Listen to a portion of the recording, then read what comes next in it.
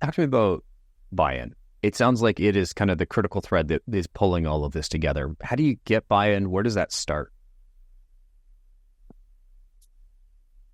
Buy-in starts with your leaders.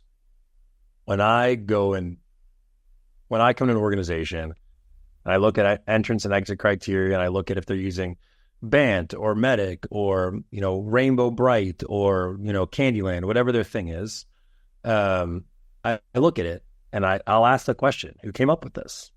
Sometimes they have an answer. Most of the time they don't.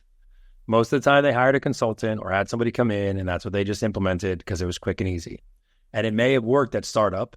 It may not work at scale up. It may not work at scale, and it may not work as you grow. And so I sit down with my leaders, we'll spend some time together, especially, you want to hear what they have to say. So you sit them in a room. What works, what doesn't, right? Their voice is no different than yours. In fact, their voice should be louder than yours.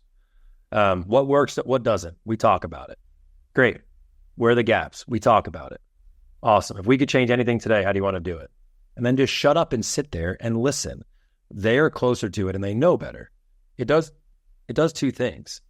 It allows you to direct the conversation to go, you said that this isn't working because this exit criteria is not realistic. It should actually be over here. Change it.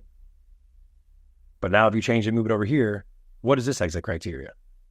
Make it.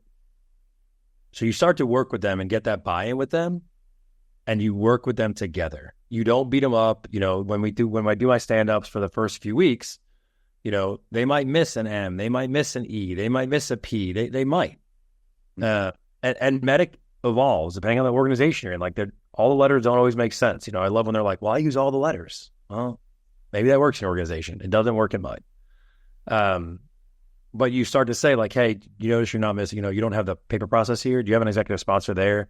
You don't have a metric. You have like I don't even know what that is. It's some weird number they gave you, but it's not against anything. So I get you got a number there, but I don't see what it's metrics against. I don't see what they're doing with it.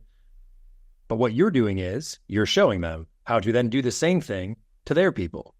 And then when I do a forecast call, I get to observe them doing it back to their people in front of me. So it's kind of that show, share, observe piece. So that's how I start to get buy-in there.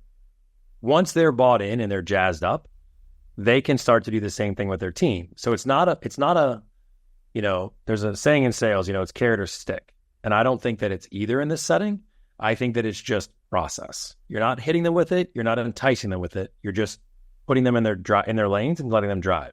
Don't hit this wall. Don't hit that wall. And you let the leaders go down and do the same thing that you just did with them, with their people. Hey, we're changing some exit criteria, and doesn't it make more sense if it goes like this? And then shut up and listen. Because most of the time they're going to go, oh yeah, that does make sense. You know what we didn't think about? What about this? And leaders are going to come back to me and go, hey, I just talked to Hank and he said, you know what? What if we added this one little piece in it? And if you look at the data, it actually shows it's going to be more great. Let's do it. But once it's set, it's set. You can't deviate from it. But once you have that buy-in, they don't want to deviate from it because they begin to understand it. It almost becomes second nature to them.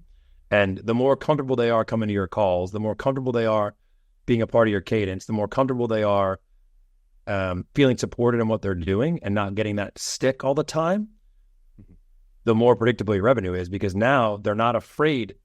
They're not going to put garbage in there so you don't yell at them. They're going to put real things in there because they're bought in the process. If it's all stick, I've been that rep. It's all stick. Oh, here's $1 million. Don't talk to me. Leave me alone. Oh, is it a good deal, Jeremy? Great deal. Going to definitely close sometime between now and 2037, but it's definitely a real deal. Trust me, it's going to be good. But now there's accountability. You're accountable to your deals.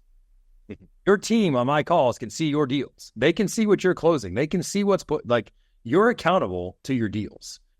But if they're not afraid to put things in there and they're afraid to really focus on what's real instead of trying to make shit up, that is a huge part of being predictable revenue, because now you're not doing that. Well, I gave it to Colin and Colin stepped on a 10%, and then Colin gave it to Christy and Christy stepped on a 10%. Well, now, Christy gave it to Darian and Darian stepped on a 20%. So now I got a 40% swing on what? Everybody's hedging. Everybody's hedging, but I just don't think that I think there's a way to be, you know, and we hedge. And I'd love to show this kind of sheet that we use because we do hedge as well. But we hedge open, and we know what the predictability is, and we know what the assumptions are, and the assumptions don't change. Just like the entrance exit criteria doesn't change. Just like the forecast calls have the same flow, have the same, you know, it's all the same. But to me, you know, you use the word rigor, and you know, I know you and I have talked about this a number of times, but to me, it's just process. It's just a concrete process.